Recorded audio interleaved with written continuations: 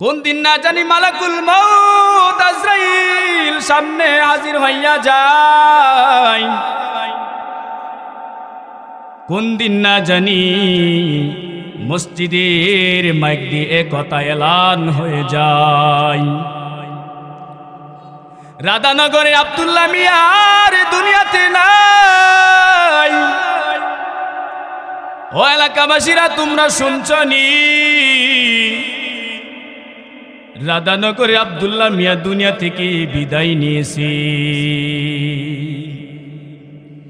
যেই দিন রে তোর হইবে মরণ, এই দেহে পরাইবে কাফন।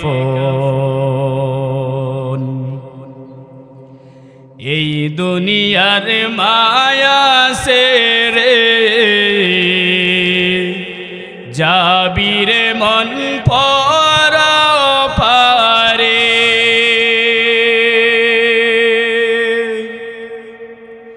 যেই দিন রে তোর হইবে মরণ, এই দেহে পরাইবে কাফন।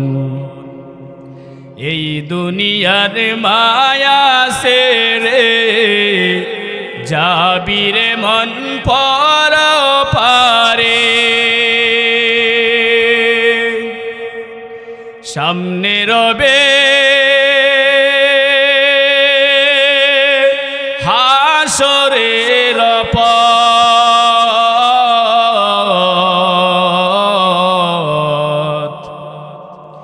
তুই মরিলে কান্দিবে কয়জন ওরে মন। তুই মরিলে কান্দিবে কয়জন, যখন আন্দার ঘরে শোয়াইবি। মাটির দেহ মাটি হবে,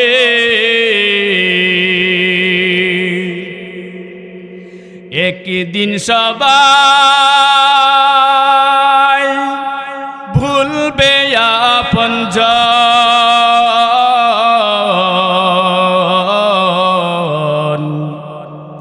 তুই মরিলে কান্দিবে কয়জন।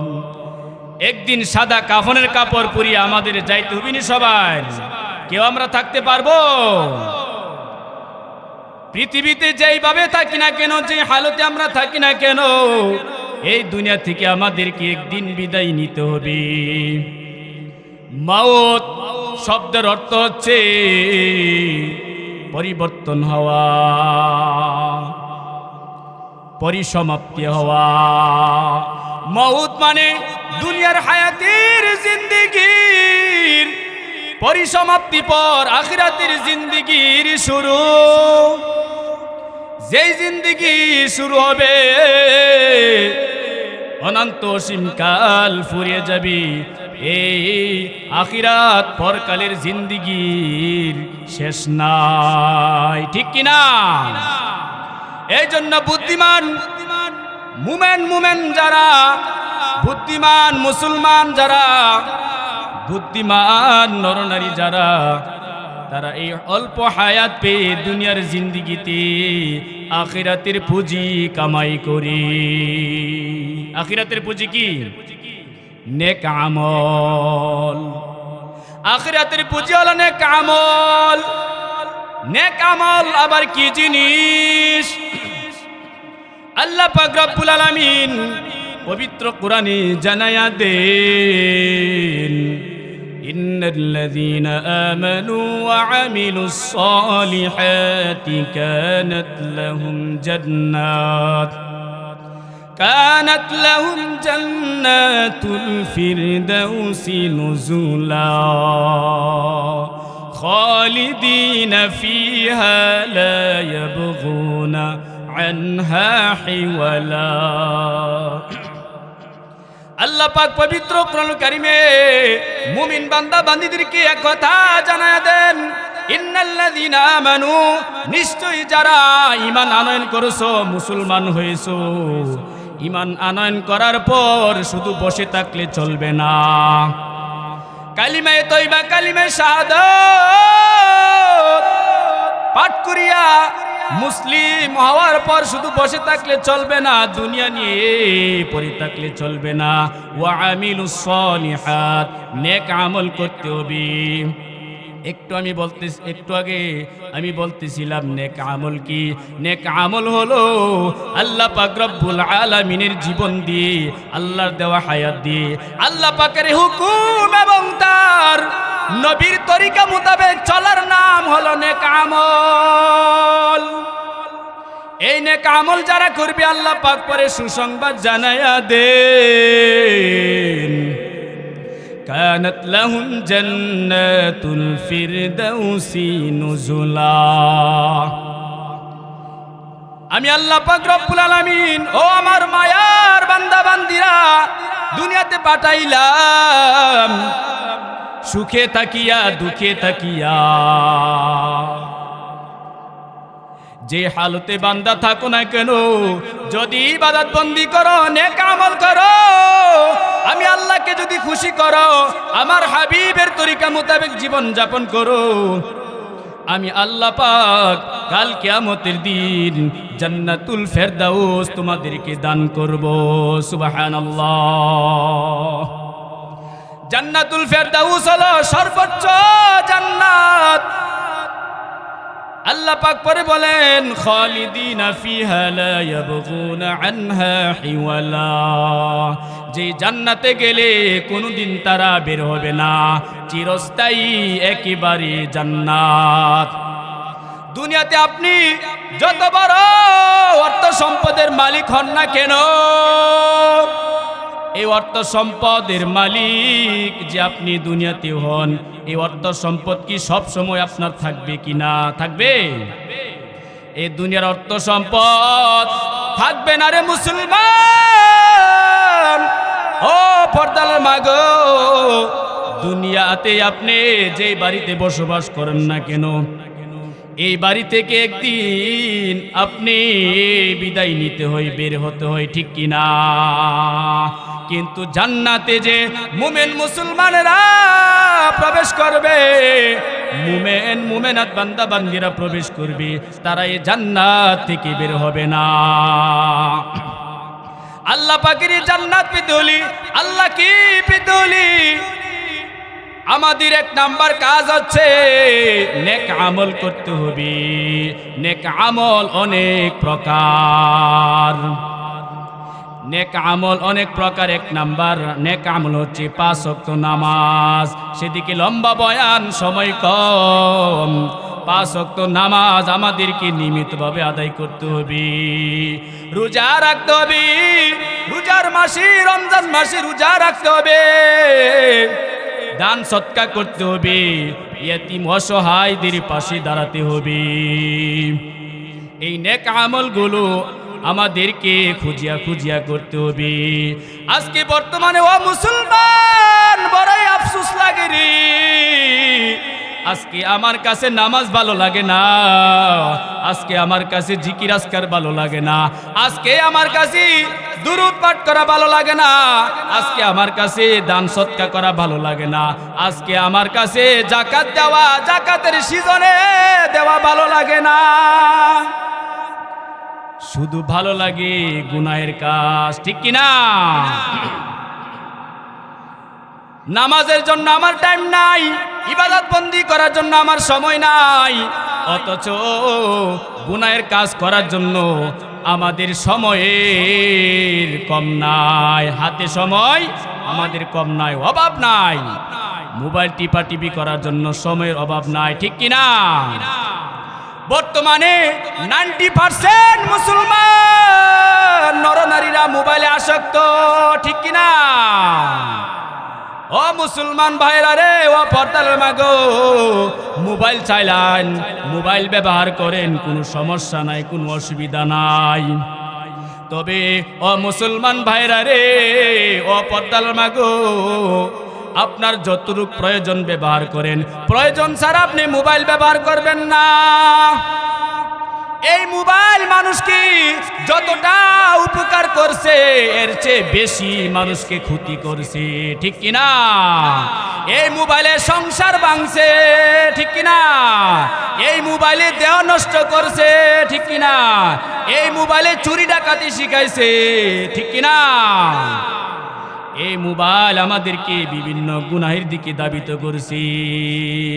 এক গবেষণায় একদল উলামায়ে কেরাম গবেষণা করেছি, বর্তমানে মানুষ যতটা মোবাইলে আসক্ত, পর্নোগ্রাফিতে আসক্ত, খারাপ সিনেমা দেখা, সিনেমার নাচ গান শ্রবণ করায় যতটা আসক্ত, এভাবে যদি প্রতিটি মুসলমান আল্লাহর প্রেমে আসক্ত হয়তো রে মুসলমান,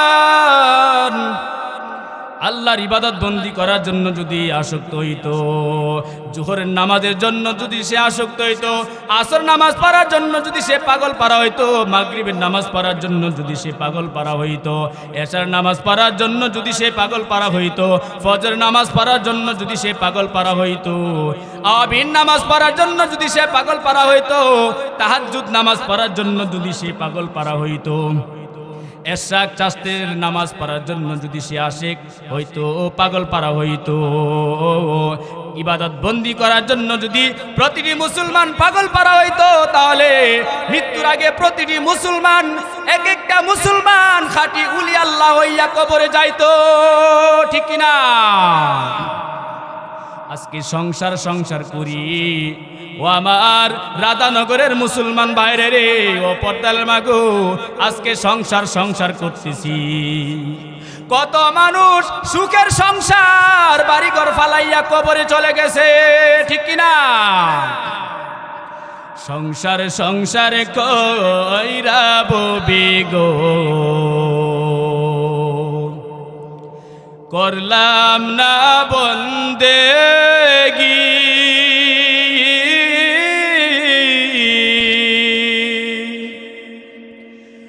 ওরে কিভাবে কাটাইব মনরে, কবরের জিন্দেগি রে, ওরে জীবন গুনাই গুনাই গেল রে। সংসার সংসার কইরা ববি গো, করলাম না বন্দেগি,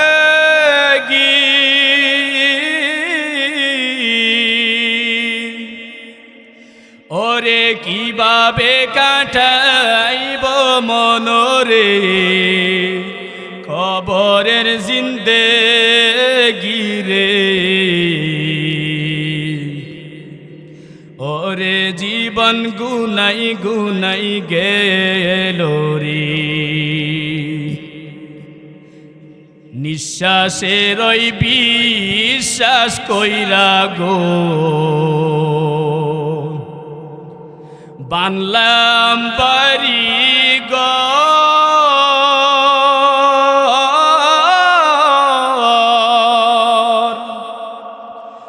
ওরে কোন দিন জানি আজরাইল আইসা গো, করে সবই পরে,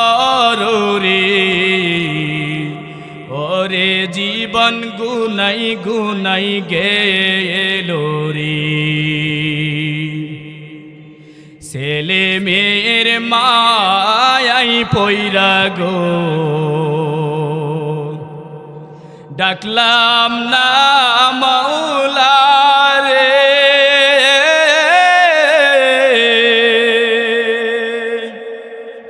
ওরে কি জানি কি উপায় হবে রে,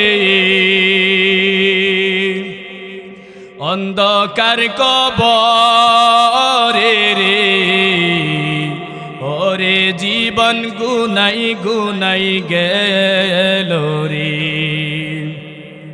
গুনায় গুনায় আমাদের জীবনটা কাটতেছি না এখন বর্তমানে। কোন মানুষ বুকে হাত দিয়ে বলতে পারবেন যে আমি গুনাহ করি না? এমন লোক আছে রাধানগরে? আশপাশে কেউ আছে? বুকে হাত দিয়ে কেউ মুসলমান ভাইরা রে পর্দার মাগো বলতে পারবেন না। গুনাহ যে কেউ করেন না গ্যারান্টি কেউ দিতে পারবেন না। এই গুনাহ থেকে আমাদের সকলকে বাঁচার দরকার আসেনি। গুনাহ থেকে যদি আপনি বাঁচিয়া নেক আমল করেন, গুনাহ থেকে যদি বিরত থাকেন, তাহলে এক সময় আপনি ইমানের স্বাদ, ইমানের নূর আপনি অন্তরে অনুভব করবেন। সুবহানাল্লাহ। আজকে বর্তমানে যুবক যুবতীরা, যুব সমাজেরা ধ্বংস হয়ে যাচ্ছে, ঠিক কিনা? মা বাবার কথা যুবক শুনে না, মা বাবার কথা যুবক যুবতী শুনে না। কারণ কি? কারণ হলো গুনাহে আমার ছেলে আসক্ত, গুনাহে আমার মেয়ে আসক্ত, ঠিক কিনা? এই জন্য মাতা পিতা যারা আছেন, এক নাম্বার করণীয় হচ্ছে সন্তানকে দেখাশোনা করা, খেয়াল করা, আমার সন্তান কোথায় যায়। আজকে আপনার সন্তান কেন কথা শুনে না? এর জন্য যতগুলো কারণ আছে, এর অন্যতম কারণ হচ্ছে অল্প বয়সে আপনি টাচ মোবাইল কিনে দিলেন, ঠিক কিনা? টাচ মোবাইলে বর্তমানে লেখাপড়া খাইছিনি। আগে দেখতাম আমার এই ছোট বয়সে, আমি শৈশবকালে দেখতাম মাদ্রাসার পড়ুয়া ছাত্রছাত্রী হোক, স্কুল কলেজে ভার্সিটিতে পড়ুয়া ছাত্রছাত্রী হোক, স্কুল কলেজে পড়ুয়া ছাত্রছাত্রী হোক, যখন মাদ্রাসা ছুটি দিয়ে ফেলতো, স্কুল কলেজ ভার্সিটি ছুটি দিয়ে ফেলতো, কোথাও যাইতো না, খেলাধুলা কম করিয়া লেখাপড়ার মধ্যে মনোযোগ দিত। হারকেন আছে না, হারকেন দিয়ে লেখাপড়া করছেনি। কপি, বড় কপি, এই বড় কপি দিয়ে লেখাপড়া করছেনি। কিন্তু বর্তমানে এত উন্নত, লেখাপড়ার মান আছে ঠিকই, কিন্তু আগের মতো লেখাপড়ার যে মনোযোগ এখন নাই, ঠিক কিনা? এখন লেখাপড়াতে যেমন আছে, মানুষের আমলও ঠিক নাই বর্তমানে। মুসলমান আজকে মসজিদে 5 ওয়াক্ত নামাজের আযান দেয়, আপনার অন্তরটা একবারও আপনার অন্তরটা নরম হয় না। হায়রে, জোহরের নামাজের আজান দিচ্ছে, আসরের নামাজের আজান দিচ্ছে, মাগরিবের নামাজ আজান দিচ্ছে, এশারের নামাজ আজান দিচ্ছে, আমি এখনো দোকানপাটে বসে আড্ডা দেই, আমি এখনো কথাবার্তায় লিপ্ত, ফায়সা কথাবার্তায় বলি, ঠিক কিনা? বলি কিনা? এই জন্য মুমেন যারা খাঁটি মুমেন, যখন মুয়াজ্জিন সাহেব আজান দেয় ঘরে বসে থাকতে পারে না, তার শরীরের লোমগুলো খাড়া হয়ে যায়, ঠিক কিনা? এই জন্য প্রিয় ভাইরা, যে কথা বলতেছিলাম, আমাদেরকে নেক আমল করিয়া বিদায় নিতে হবে। যদি নেক আমল করিয়া বিদায় না নেন, পাপী হইয়া যদি কবরে আপনি যান, মাটির কবর আপনার সাথে ভালো ব্যবহার করবে না। তিরমিজি শরীফের লম্বা হাদিস, হাদিসের শেষ পর্যায়ের অংশটুকু আমি বলতেছি। আল্লাহর নবী বলেন, আল কবরু রাউদাতুম মিন রিয়াদিল জান্নাহ আও হুফরাতুম মিন হুফারিন নার। সুতোয় টান দিলে মালিক, সুতোয় টান দিলে মালিক পারবে না থাকিতে। বাড়িওয়ালা নাই রে, বাড়ি নাই রে দুনিয়াতে, বাড়িওয়ালা নাই রে, বাড়ি নাই রে দুনিয়াতে। চোখের পলকে তুমি হতে পারো লাশ, চিরতরে বন্ধ হবে তোমারি নিঃশ্বাস। হবে এলান তোমারি নাম মসজিদের মাইকে, হবে এলান তোমারি নাম মসজিদের মাইকে। বাড়িওয়ালা নাই রে বাড়ি নাই রে দুনিয়াতে, বাড়িওয়ালা নাই রে বাড়ি নাই রে দুনিয়াতে। তোমার ভয়ে থাকতো মানুষ ছিল বাহাদুরি, বাবনি হাওয়ায় ওরা তুমি যে রঙিন ঘুরি। সুতোই টান দিলে মালিক, সুতোই টান দিলে মালিক পারবে না থাকিতে। বাড়িওয়ালা নাই রে বাড়ি নাই রে দুনিয়াতে, বাড়িওয়ালা নাই রে বাড়ি নাই রে দুনিয়াতে। মায়ার নবী বলেন আল কবরু রাউদাতুম মিন রিয়াদিল জান্নাহ, মৃত্যুর পর মাটির কবরটা খাঁটি মুমিন যারা আমার উম্মত, খাঁটি মুত্তাকি যারা, যারা দুনিয়াতে নেক আমল করিয়া মারা যাবে, তাদের জন্য মাটির কবরটা জান্নাতের বাগানে পরিণত হয়ে যাবে। সুবহানাল্লাহ। আর যারা দুনিয়াতে পাপ করতে করতে নিজের জীবনটাকে শেষ করবে, ইবাদত বন্দিগির দ্বারে কাছেও যাবে না, শুধু গুনাহ করতে করতে নিজের জীবনটাকে শেষ করবে, ওই নাফরমান পাপীর জন্য আও হুফরাতুম মিন হুফারিন নার, আমার এই মাটির কবরটা জাহান্নামের গর্ত সমূহ থেকে গর্তে পরিণত হবে, অর্থাৎ আযাবের ঘর হইয়া যাইবে। নাউযুবিল্লাহ। এই জন্য আমরা আখিরাত যে পরকাল আমাদের সামনে আছে, মাটির কবর, এই মাটির কবর পরকালের জিন্দিগি আমাদের সকলের জন্য সুখময় হয়, আমরা সকলে চাই কিনা? যদি আমরা সকলে চাই তাহলে এক নাম্বার হচ্ছে 5 ওয়াক্ত নামাজ পড়তে হবে, 2 নাম্বার হচ্ছে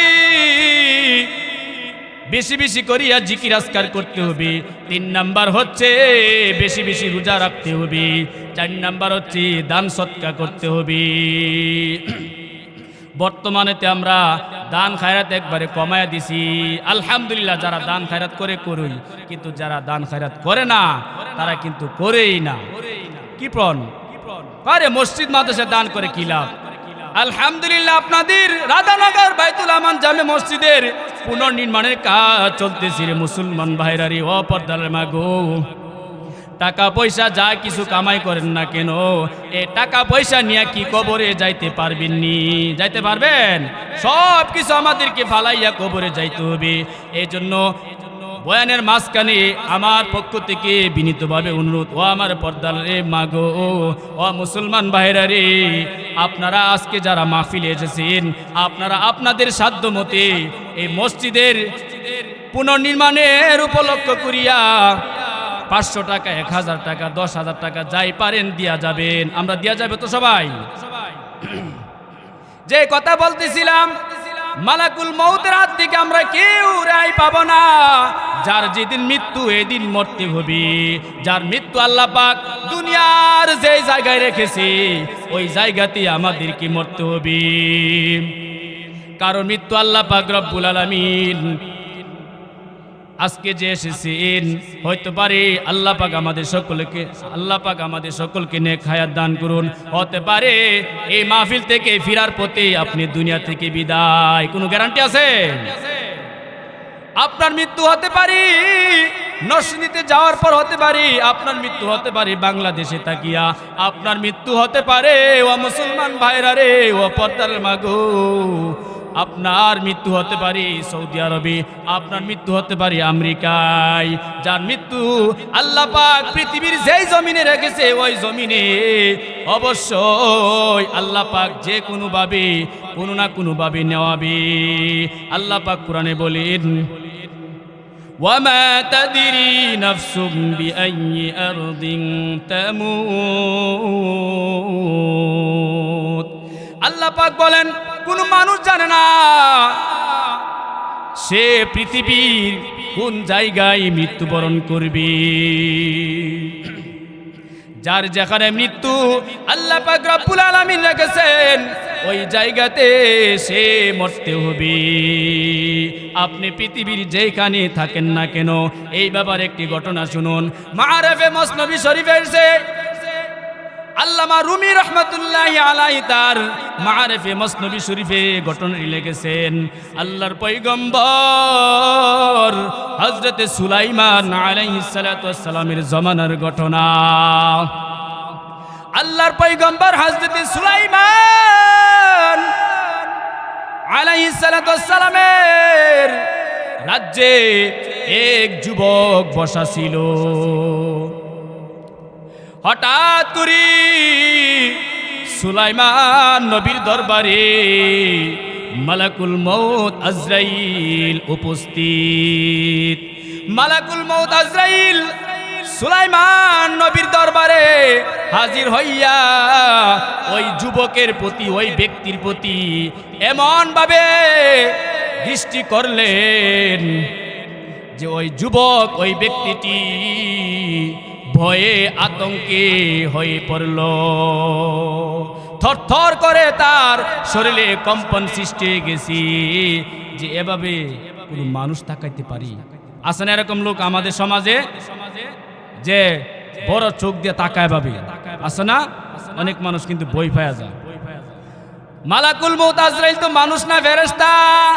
মালাকুল মউত আজরাইল যখন তার ভয়ঙ্কর চোখ দিয়ে তাকালেন ওই যুবক নবী সুলাইমান আলাইহিস সালাতু ওয়াস সালামের কাছে, সাথে সাথে আবেদন পেশ করলো, দরখাস্ত পেশ করলো।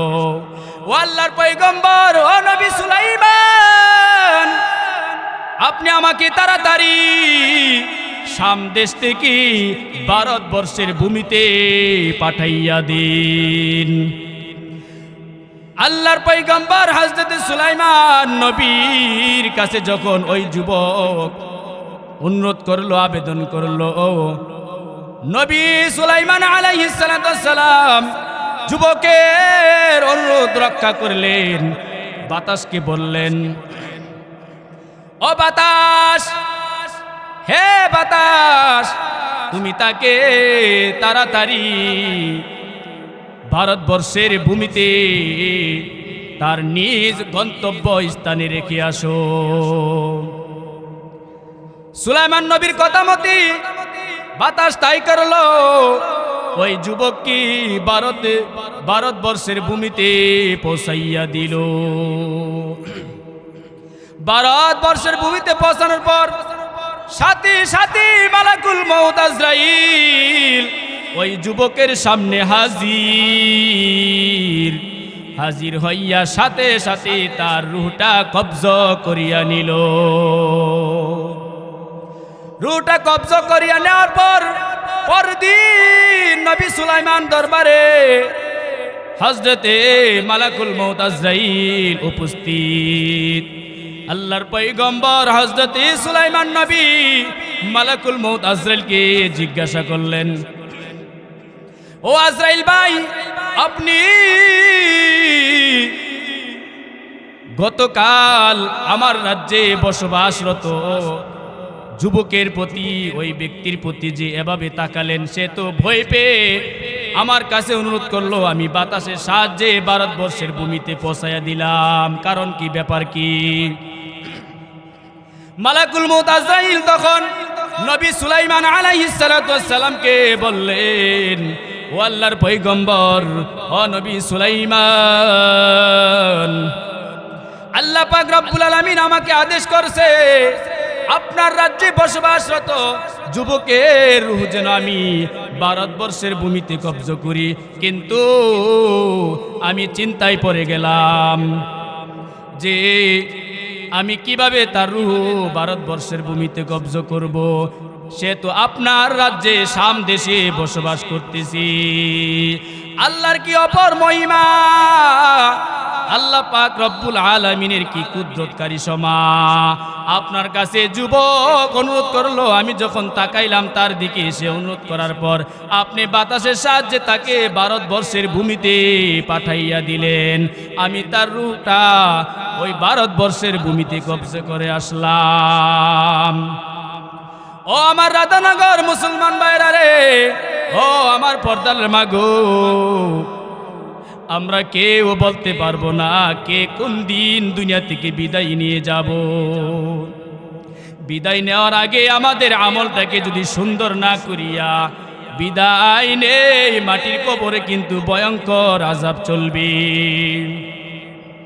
তিরমিজি শরীফে এসেছে এবং বিভিন্ন হাদিসের কিতাবগুলোতে এসেছে, একজন মুমিন বান্দা যখন পৃথিবীতে নেক আমল করিয়া মারা যায়, ওই মুমিন বান্দাকে যখন দুনিয়াবাসীরা গোসল করাইয়া সাদা কাফনের কাপড় পরাইয়া জানাজা সম্পন্ন করিয়া যখন তার লাশটা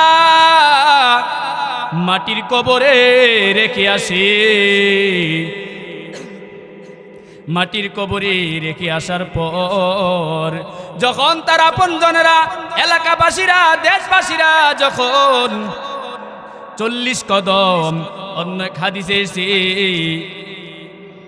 মৃত ব্যক্তি, কবরের ব্যক্তি জুতার আওয়াজ শুনতে পায়, এতটুক দূরে যখন তার আপনজনেরা চলে যায়, 2 জন ফেরেশতা আছে। কয়জন ফেরেশতা? 2 জন ফেরেশতা আছে। একজন ফেরেশতার নাম হচ্ছে মুনকার, একজন ফেরেশতার নাম হচ্ছে নাকির। মুনকার নাকির ফেরেশতা মালাকানে ফায়কুইদানিহি, 2 জন ফেরেশতা যখন তাকে স্পর্শ করে, সাথে সাথে আল্লাহ পাক রব্বুল আলামিন আরেকজন ফেরেশতার মাধ্যমে তার শরীরের ভিতরে রূহটা প্রবেশ করাইয়া দেয়। প্রবেশ করানোর পর মুনকার নাকির ফেরেশতারা তাকে বসায়, শোয়া থেকে বসায়। আমরা যে লাশ দাফন করি, এই লাশ দাফনকে আমরা খাড়া করাই দিই নাকি একবারে শয়ন করা দিই, কেবলামুখী চিৎ করে আমরা কি সুন্দরভাবে লাশটা আমরা রেখে মাটির নিচে আমরা বাঁশের ছাউনি দিয়া, কলা পাতা বলেন, চাটাই বলেন, যা কিছু আছে এগুলো দিয়ে আমরা মাটি দিই, দেখি না? যাই হোক, নবীজি বলেন মৃত ব্যক্তি তার স্বজনদের জুতার আওয়াজ শুনতে পায়। জুতার আওয়াজ কি? ফকরের পায়ের জুতার আওয়াজ যখন শুনতে পায়, তখন 2 জন ফেরেশতা এসে তাকে জিজ্ঞাসা করে, মার রব্বুকা, তোমার রব কে? ওয়ামা দীনুকা ওয়ামান নাবিয়ুকা, কোন হাদিসে ওয়ামান নাবিয়ুকা হাযার রাজুলুল্লাযী বুইসা ফীকুম। এভাবে এক এক হাদিসে এক এক রকমের এই জবাবগুলো দেওয়া আছে, প্রশ্নগুলো দেওয়া আছে। মুমিন বান্দার সাথে সাথে উত্তরগুলো দিয়ে ফেলে। মার রব্বুকা, সে বলে রব্বি আল্লাহ, আমার রব আল্লাহ। দ্বিতীয় প্রশ্ন যখন ফেরেশতারা করে, ওই মুমিন বান্দা বান্দি বলে, দ্বিতীয় প্রশ্ন যখন করে ফেরেশতারা, ওয়ামা দীনুকা, তোমার দিন কি, তোমার ধর্ম কি, তুমি কোন ধর্মের উপর ছিলা? ইসলাম ধর্মের উপর প্রতিষ্ঠিত ছিলা? ইসলাম ধর্মের বিধিবিধান তুমি পালন করতা নাকি অন্য ধর্মের বিধিবিধান তুমি পালন করতা? তোমার ধর্ম কি? সে বলে দীনিয়াল ইসলাম, আমার ধর্ম দিন ইসলাম। তৃতীয় প্রশ্ন যখন করি, আমাদের সকলের প্রাণপ্রিয় নবী সম্পর্কে যখন জিজ্ঞাসা করা হয়, হাদিস শরীফে এক এক হাদিসে এক এক রকমের জবাব দেওয়া আছে। এক হাদিস শরীফে এসে বলে আশহাদু আন্নাকা মুহাম্মাদুর রাসূলুল্লাহ। অন্য হাদিসে সরাসরি মদিনা শরীফ থেকে নবীজির পবিত্র দেহ মুবারক আল্লাহ পাক রব্বুল আলামিন দেখায়া দে, সুরঙ্গ পথ তৈরি করিয়া দে। সুবহানাল্লাহ। মুমিন বান্দা বান্দি তখন বলি, উনি আমার নবী মুহাম্মাদুর রাসূলুল্লাহ সাল্লাল্লাহু আলাইহি সাল্লাম। তখন আকাশ থেকে ডাক আসি, ফায়ুনাদি মিন মুনাদিন মিনাস সামা আন ক্বাদ সাদাকা আবদি। আকাশ থেকে ডাক আসে, আকাশ থেকে ঘোষণা আসে, এই ডাক সরাসরি স্বয়ং রব্বুল আলামিনের। আকাশ থেকে ডাক আসি, ও ও মুনকার নাকির ফেরেশতারা, আমার এই বান্দা বান্দি যে কথাগুলো বলেছি সব কথাগুলো সত্য বলেছি। ফাফরিশুহু মিনাল জান্নাহ, তার শরীরের নিচে জান্নাতের বিছানা বিছায়া দাও। কারণ আমার এই বান্দা বান্দি দুনিয়ার জমিনে কষ্ট করে জীবন যাপন করেছি, বিলাসবহুল গাড়ি বাড়ি ছিল না, লেপ তুষক ছিল না, শুধু চাটাইয়ের উপরে, শুধু চৌকির উপরে, শুধু মাটির উপরে এসে থাকতো। কষ্ট করে ইবাদত বন্দি করেছি। ও আমার ফেরেশতারা রে, তার শরীরের নিচে দুনিয়ার কোনো সাধারণ বিছানা নয়, জান্নাতের বিছানা তোমরা বিছায়া দাও। সুবহানাল্লাহ। ওয়া আলবিসুহু মিনাল জান্নাহ, এবং আমার এই বান্দা বান্দির শরীরে তোমরা জান্নাতি পোশাক পরায়া দাও। দুনিয়ার জমিন থেকে দুনিয়াবাসীরা তাকে কম দামি সাদা কাফনের কাপড় পরাইয়া দিছি, দুনিয়াতে আমার এই বান্দা বান্দি কম দামি পোশাক পরেছিল। এমনও দিন গেছি, এমনও মাস গেছি যে একটা পোশাক সে 1 মাস নয়, 2 মাস নয়, 6 মাস নয় ব্যবহার করছে। এমন গরিব আছে না এখনো? এখন আসেনি? এমন গরিব আছি। এই জন্য মুসলমান ভাইরা রে, ও পর্দার মাগো, আপনি যদি খাঁটি মুমেনাত হইয়া মারা যান, আল্লাহ পাকের খাস বান্দা বান্দি হইয়া যদি মারা যান, আপনি যেই বংশের লোক হবেন না কেন, আপনি নিম্ন বংশের হন, উচ্চ বংশের লোক হন, আপনি ধনীর মেয়ে হন, ধনীর ছেলে হন, গরিবের মেয়ে হন, গরিবের ছেলে হন, রিক্সার ড্রাইভারের স্ত্রী হন, আপনি অটো সিএনজির ড্রাইভারের স্ত্রী হন না কেন, আপনি যে শ্রেণীর লোক হন না কেন, আল্লাহ পাক রব্বুল আলামিন বলেন ফাফরিশু ওয়া আলবিসুহু মিনাল জান্নাহ। আল্লাহর নবী বলেন জান্নাতের দামি পোশাক তাকে পরাইয়া দি। সুবহানাল্লাহ। পরে মায়ের নবী বলেন ওয়াফতাহু লাহু বাবান ইলাল জান্নাহ, এবং তার কবরের দিকে জান্নাতের দরজা সমূহ খুলে দেওয়া হয়, জান্নাতের দরজা খুলে দেওয়া হয়।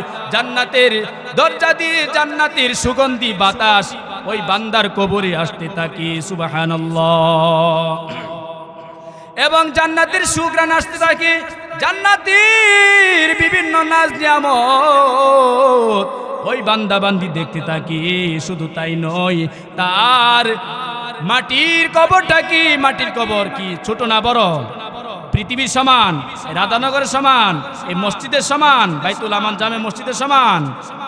কতটুক? 3.5 হাত না? এই 3.5 হাত মাটির কবরটাকে আল্লাহ পাক রব্বুল আলামিন এত বড় প্রশস্ত করিয়া দেন। মায়ের নবী বলেন আমার ওই উম্মতের দৃষ্টির সীমা যত দূর যায়, দৃষ্টির সীমা পর্যন্ত আল্লাহ পাক রব্বুল আলামিন তার কবরটাকে প্রশস্ত করিয়া দেন। সুবহানাল্লাহ। অন্য কাজে প্রশস্ত করার পরই এই জান্নাতি মেহমান, এই খাঁটি মুমিন বান্দা বান্দির কবরটাকে আল্লাহ পাক ফুলসজ্জার বিছানা বানায়া দেন। এই ফুলসজ্জার বিছানায় সে ঘুমিয়ে থাকবে। যেদিন সারা পৃথিবীটাকে যার সিঙ্গার ফুকার আল্লাহ পাক ধ্বংস করে দিবে, তছনছ করে দিবে, ওই ফেরেশতার নাম কি? ইসরাফিল। হযরত ইসরাফিল আলাইহিস সালাতু ওয়াস সালাম যেদিন সিংগাই ফুৎকার দিবে, সেই দিন এই মুমিন বান্দা বান্দির কবরের জগতে, কবরের জীবনের ঘুম ভাঙবে। আর এর বিপরীত যারা দুনিয়াতে নেক আমল করবে না, আল্লাহ পাকের নাফরমানি করবে, গুনাহ করতে করতে জীবনটাকে শেষ করবে, সে যদি মারা যায় গুনাহগার বেনামাজি জাহান্নামে যদি মারা যায়, সে মারা যাওয়ার পর তার আপনজনেরা জানাজা নামাজ সম্পন্ন করিয়া যখন তার লাশটাকে কবরে রেখে আসি, কবরে রেখে আসার পর জুতার আওয়াজ শুনতে পাই মৃত ব্যক্তি। এই অবস্থায়, এমতো অবস্থায় দুইজন ফেরেশতা আসি, মুনকার এবং নাকির। এই ফেরেশতা দুইজন এসে জিজ্ঞাসা করি মার রাব্বুকা ওয়া মা দীনুকা। তৃতীয় নাম্বার নবী সম্পর্কে প্রশ্ন করা হয়, সে বলে হা হা লা লা আদরি। বুখারী শরীফের রিওয়ায়াতে এক রকমের কথা এসেছে, তিরমিজি শরীফের রিওয়ায়াতে অন্য রকমের কথা এসেছে। হা হা লা লা আদরি, আমি কিছুই জানি না, আমি কিছুই বলতে পারি না। পাপী বান্দা বান্দি জাহান্নামের আসামি কি বলবে? আমি কিছুই জানি না, আমি কিছুই বলতে পারি না। তখন আকাশ থেকে ডাক আসবে, ফায়ুনাদি ইউনাদি মিনাস সামা, আকাশ থেকে ডাক আসবে, আং কাযাবা আবদি। ও মুনকার নাকির ফেরেশতারা, আমারই বান্দা বান্দি যা কিছু বলেছে, এই নাফরমান বান্দা যা কিছু বলেছে সব কিছু মিথ্যা বলেছি। ফাফরিশুহু মিনান নার, আর দেরি করিও না রে, তার শরীরের নিচে জাহান্নামের আগুনের বিছানা বিছায়া দাও। নাউযুবিল্লাহ। তারপরে নবী বলেন ও আলবিসুহু মিনান নার, এবং তার শরীরে জাহান্নামের আগুনের পোশাক পরায়া দাও। দুনিয়াতে সে আমার ইবাদত বন্দি করে নাই, সেজদা দেয় নাই, রুকু দেয় নাই, আমার জিকির আজকার করে নাই, আমার হাবিবের শানে দুরূদ পাঠ করে নাই, দান সৎকা করে নাই, যাকাত দেই নাই, সে নেক আমল করে নাই। দুনিয়াতে শুধু তার শরীরটাকে মোটা তাজা বানাইছি, ভালো ভালো দামি দামি পোশাক পরেছি, আজকে তার শরীরে জাহান্নামের আগুনের পোশাক পরায়া দাও। নাউযুবিল্লাহ। ওয়াফতাহু লাহু বাবাম মিনান নার, তার জন্য জাহান্নামের একটা দরজা খুলিয়া দাও। জাহান্নামের আগুনের হেড, আগুনের গরম তার কবরে যেন আসে, জাহান্নামের বিভিন্ন রকমের শাস্তি যেন তার কবরে অনুভব করি। মায়ার নবী বলেন এই গুনাহগার আমার উম্মতের জন্য, পাপী উম্মতের জন্য মাটির কবরটা সংকীর্ণ হয়ে যায়। নবীজি দুইটা হাত সাহাবায়ে কেরামের সামনে এভাবে দেখাইলেন, দুইটা কবরের পাশে আমার পাপী উম্মতের জন্য একত্রিত হয়ে যায়। একত্রিত হইয়া তার এক পাজরের হার আরেক পাজরের ভিতরে ঢুকাইয়া দেয়। নাউযুবিল্লাহ। তখন সে চিৎকার করতে থাকে, ও আমার আপনজনেরা, ও দুনিয়াবাসীরা, আমাকে তোমরা কোথায় ফালাইয়া যাইতেছো? এই জন্য ও আমার মুসলমান ভাইয়ের এই পর্দার মাগো, আমাদের আমলটাকে সুন্দর করিয়া যাইতে হবে। হাদিসের শেষ অংশে এসেছি, এই আওয়াজ মানুষ জাতি এবং জিন জাতি ব্যতীত সকলেই শুনতে পায়। এত বড় বিকট আওয়াজ দেয়, চিৎকার দেয় কবরে। এই জন্য প্রিয় ভাইরা, আমরা যারা আখিরাতের জিন্দেগি সুন্দর করতে চাই, আমরা যারা পরকালে জিন্দেগি সুখ চাই, আমরা আল্লাহ পাকের নাফরমানি করব না। আমরা 5 ওয়াক্ত নামাজ সকলে পড়ব তো আজকে থেকে। সকলে আমরা হাত উঠাই, কে কে আমরা 5 ওয়াক্ত নামাজ আজকে থেকে পড়ব। আয় আল্লাহ, আপনি আমাদের সকলের হাতগুলো কবুল করিয়া নেন। আল্লাহ, আজকে বাইতুল আমান জামে মসজিদের ময়দানে মাহফিলে এসে যারা নামাজ পড়ার জন্য ওয়াদা করেছি, আল্লাহ গো, আপনি সকলের হাতগুলো কবুল করিয়া নেন। সকলে বলি আমিন।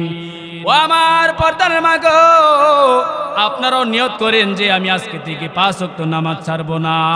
ও আমার ভাইরা, আসলে আমরা ভাই যাই কিছু করি না কেন, দুনিয়া যতই বড় করি না কেন, আমাদের যাইতে হবে না, এক সময় বিদায় নিতে হবে নি। এই দুনিয়া আমাদের ছাড়তে হবে না, সবার এই দুনিয়া আমাদেরকে ছাড়তে হবে। এই জন্য কবি বলেন, ইহা হাম সব মুসাফির হ্যায়, কবর আখের ঠিকানা, কোই আগে রওয়ানা হে কোই পিছে রওয়ানা। কবি বলেন, ও দুনিয়ার বাসিন্দারা, ও দুনিয়ার মানুষেরা, এই দুনিয়াতে আমরা সকলেই মুসাফির। এই দুনিয়া হলো অস্থায়ী, এই দুনিয়ার জিন্দিগি এক সময় শেষ হইয়া যাইবে। এই দুনিয়া থেকে কেউ আগে যায়, আবার কেউ আমরা পরে রওনা করব, ঠিক কিনা? মৃত্যু যে কার কোন দিন সামনে এসে দাঁড়ায়, মালাকুল মউত আজরাইল কার সামনে কোন দিন যে হাজির হইয়া যায়, আমরা কেউ বলতে পারবো না। চোখের পলকে তুমি হতে পারো লাশ, চিরতরে বন্ধ হবে তোমারি নিঃশ্বাস। হবে এলান তোমারি নাম মসজিদের মাইকে, হবে এলান তোমারি নাম মসজিদের মাইকে।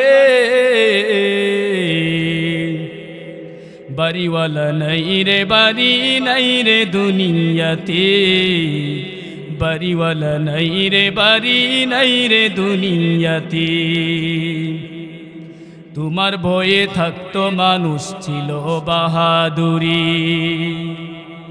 বাবনি হাওয়ায় ওরা তুমি যে রঙিন ঘুরি। সুতোয় টান দিলে মালিক, সুতোয় টান দিলে মালিক পারবে না থাকিতে। বাড়িওয়ালা নাই রে বাড়ি নাই রে দুনিয়াতে, বাড়িওয়ালা নাই রে বাড়ি নাই রে দুনিয়াতে। এই বাড়িওয়ালা নাই রে বাড়ি নাই রে দুনিয়াতে কথা এক সময় বলবো নি। আমরা যখন কাউকে খোঁজার জন্য কারো বাড়িতে যাই, যে রাধানগরের কাউরান বাজারে বিশিষ্ট ব্যবসায়ী জনাব হাবিবুর রহমান সাহেব কি বাড়িতে আসেননি? এক সময় উনার বাড়ি থেকে আওয়াজ আসবে, উনি রাধানগরে থাকুক ঢাকায় থাকুক, এই আওয়াজ আসবে যে উনি তো বাড়িতে নাই, ঠিক কিনা? এই জন্য আমাদের সামনে যখন কারো মৃত্যুর সংবাদ আসে, আমরা যখন কারো মৃত্যুর সংবাদ শ্রবণ করব, আমরা তখন কি দোয়া পাঠ করব? এই দোয়া সম্পর্কে আল্লাহ পাক কোরআনে জানায়া দেন। সূরা বাকারায় আছে, যখন কোনো মানুষ মারা যায়, মুমিন মুসলমান বান্দা বান্দিরা যেন এই দোয়া পাঠ করি, ইন্না লিল্লাহি ওয়া ইন্না ইলাইহি রাজিউন। আল্লাহু আকবার। আল্লাহ পাক বলেন, ইন্না লিল্লাহি ওয়া ইন্না ইলাইহি রাজিউন। ইন্না লিল্লাহ, নিশ্চয় ও আমার বান্দা বান্দিরা, তোমরা সকলে আমার জন্য, ওয়া ইন্না ইলাইহি রাজিউন, এবং তোমরা সকলে এক সময় আমি আল্লাহ পাক রব্বুল আলামিনের কাছে চলে আসবা, প্রত্যাবর্তন করবা। আমরা সকলে আল্লাহ পাক রব্বুল আলামিনের কাছ থেকে এসেছি, আমরা আবার সকলে আল্লাহর সামনে দাঁড়াবো, ঠিক কিনা? এই জন্যে আমরা যখন কারো মৃত্যুর সংবাদ শুনবো, কি দোয়া পাঠ করবো? ইন্না লিল্লাহি ওয়া ইন্না ইলাইহি রাজিউন। এই দোয়া পাঠ করব। কেউ কেউ আছে এই দোয়া পাঠ করে না, আছে না এরকম লোক? এই দোয়া পাঠ করলে না জানি আমি মারা যাই, আছে না এরকম লোক? ভয়ে ডরে এই দোয়া পড়ে না, সবাই না, কেউ কেউ এমন বান্দাও মুসলমানের মধ্যে আছে যে এই দোয়াটা পর্যন্ত পড়ে না। ও আমার রাধানগরীর মুসলমান ভাইরা রে, পর্দার মা গো, এই দোয়া পড়লেও আপনার মৃত্যু হবে, না পড়লেও মৃত্যু হবে, ঠিক কিনা? এই জন্য মৃত্যুর ভয়ে দোয়া পড়া থেকে আপনি পিছপা হবেন না। এক নাম্বার কি? মৃত্যুর সংবাদ শুনলে আমরা ইন্না লিল্লাহি ওয়া ইন্না ইলাইহি রাজিউন পাঠ করব। 2 নাম্বার আমল হলো, কোন ব্যক্তি যখন মারা যায়, মৃত ব্যক্তির যে পরিবার পরিজন আছে, বিশেষ করে তার পরিবার, তার ফ্যামিলির লোক যারা আছে, তাদেরকে তার নিকটতম আত্মীয় স্বজনরা যারা আছে, পাড়ার প্রতিবেশী যারা আছে, তাদেরকে 3 দিন পর্যন্ত খানা খাওয়াবেন। কয়দিন? 3 দিন পর্যন্ত খানা খাওয়ানো মুস্তাহাব, সুন্নত। বর্তমানে আমরা কি করি? মৃত ব্যক্তির পরিবারদেরকে খাওয়াবো দূরের কথা, বরং মৃত ব্যক্তির পরিবারের লোকেরা আমাদেরকে উল্টা খাওয়ায়, ঠিক কিনা? 3 দিন যখন হয়ে যায়, 7 দিন যখন হয়ে যায়, 40 দিন যখন হয়ে যায়, মৃত ব্যক্তির পরিবারের লোকেরা টেনশনে পড়ে যায়, বিশেষ করে যারা গরিব ফ্যামিলি, গরিব যারা আছে, ঠিক কিনা? আমার মা মারা গেল, আমার আব্বা জান মারা গেল, আমার সন্তান মারা গেল, আমি যদি 3 দিনের মাথায়, 7 দিনের মাথায়, 40 দিনের মাথায় কিছু না খাওয়াইতে পারি, অনুষ্ঠান না করতে পারি, তাহলে তো সমাজের লোকেরা আমাকে করবে, আমি লজ্জা পাই। আছে না এরকম? ও আমার ভাইরা রে, ও মুসলমান ভাইরা রে, পর্দার মা গো, ভালো করে শুনে রাখুন, কোরআন হাদিসে কোথাও এ কথা নাই 3 দিন পর মৃত ব্যক্তির লোকেরা অন্য মানুষকে খাওয়াইতে হবে, 7 দিন পর, 40 দিন পর, 1 মাস পর খাওয়াইতে হবে, এরকম কথা কোরআন হাদিসে কোথাও নাই। বরং হাদিসে এসে মৃত ব্যক্তির পরিবারদেরকে অন্য আত্মীয় স্বজনরা, পাড়া প্রতিবেশীরা খাওয়ানো। আপনাদের সমাজে আছেন এরকম? আমার সময় শেষ পর্যায়ে, প্রত্যেক সমাজে আছে, এটা আমাদের ভুল ধারণা। বরং 2 নাম্বার আমল কি? কোন ব্যক্তি মারা গেলে এই মৃত ব্যক্তির পরিবারদেরকে আমরা 3 দিন পর্যন্ত সর্বনিম্নে খাওয়াইব। কারণ একজন লোক মারা গেছে, সে সংসারে বসবাস করত, সংসারে তার অনেক অবদান আছে না? লোকটা মারা গেল, একটু সুখ পালন করা মানে কান্নাকাটি না, কান্নাকাটি স্বাভাবিক কর্তব্য আসবে, তবে হা উতাস করে কান্নাকাটি না করা। 3 নাম্বার আমল হচ্ছে তার জন্য কুরআন খতম করা। কি করা? কুরআন খতম করা। আপনি নিজে যদি পারেন, আপনার মা চলে গেল, বাবা দুনিয়া থেকে বিদায় নিয়ে গেল, আপনার সন্তান দুনিয়া থেকে বিদায় নিয়ে গেল, আপনার নানা নানি, দাদা দাদি, এক কথায় আপনজন দুনিয়া থেকে বিদায় নিয়ে গেল, আপনি যদি সহি শুদ্ধভাবে কুরআন তেলাওয়াত করতে পারেন, আপনি নিজে কুরআন খতম করবেন। হ্যাঁ, আপনি যদি না পারেন, কুরআন পড়তে না পারেন সহি শুদ্ধভাবে, তখন আপনি আপনার নিকটতম যে আপনজন আছে ওনাদের মাধ্যমে কুরআন খতম করাবেন। বিশেষ করে আমাদের সমাজে মসজিদের ইমাম, মাদ্রাসার যে হুজুররা আছে, ছাত্ররা আছে, তাদেরকে দিয়ে আমরা পড়াই না, এটা কিন্তু জায়েজ আছে, না জায়েজের কোনো কিছু নাই। 4 নাম্বার হচ্ছে বেশি বেশি করে তাদের নামে দান সৎকা করা। কারণ আমার বাবা দুনিয়াতে থাকা অবস্থায় ব্যবসা বাণিজ্য করত, অনেক কষ্ট করি আজকে আমার বাবা অনেক কষ্টের পর আমার বাড়িটা নির্মাণ করে গেল, এত সুন্দর বিল্ডিং নির্মাণ করে গেল। আমার বাবার পরিশ্রমের কষ্টের টাকা দিয়া জমিন কিনিয়া গেল, 4 কানি 5 কানি এভাবে আছে না, কিনিয়া গেল। কিন্তু আমি সন্তান হিসাবে কর্তব্য, আমি আমার মা বাবার নামে আল্লাহর রাস্তায় দান সৎকা করা। এখন সুবর্ণ একটা সুযোগ, ও রাধানগরের মুসলমান ভাইরা রে, পর্দাল মাগো, সুবর্ণ একটা সুযোগ এখন আপনাদের বাইতুল আমান জামে মসজিদ যেহেতু ভেঙে ফেলা হয়েছে, নতুনভাবে মসজিদটি নির্মাণ করার জন্য, এই জন্য এই কাজে আপনারা সহযোগিতা করবেন, শরীক থাকবেন। এটা হলো সদকায়ে জারিয়ার সওয়াব পাবেন সরাসরি। আবু দাউদ শরীফে এসে আল্লাহর নবী বলেন, মানুষ যখন মারা যায় তার সমস্ত আমলের দরজাগুলো বন্ধ হয়ে যায়, তিনটা আমলের দরজা খোলা থাকে, বাকি থাকে। এর অন্যতম হচ্ছে সদকাতুন জারিয়া, সদকায়ে জারিয়া। আপনি যদি আজকে ওয়াজের মাহফিলে এসে, বাইতুল আমান জামে মসজিদের মাহফিলে এসে, ও আমার পর্দার মাগো, আপনি বাড়ি থেকে 2000 টাকা নিজের গাড়ির মধ্যে বান্ধিয়ে আনলেন, ও আমার ভাইরা পকেটে করে আনলেন, আজকে এই বাইতুল আমান জামে মসজিদের পুনর্নির্মাণের জন্য যাই পারেন দিয়া শরীক থাকবেন। এটা ইনশাল্লাহ আপনি এক সময় থাকবেন, আল্লাহর ঘর মসজিদ থাকবে। আপনি দুনিয়াতে এক সময় থাকবেন না, আল্লাহর ঘর মসজিদ থাকবে। এই মসজিদে যত মুসল্লিরা নামাজ পড়বে এর একটা অংশ আপনার কবরে যাবে। সুবহানাল্লাহ, সদকা জারিয়ার সওয়াব যাবে। সময় শেষ। যে কথাগুলো বলা হয়েছে আল্লাহ পাক আমাদের সকলকে আমল করা এবং বোঝার মতো সেই তৌফিক দান করুন।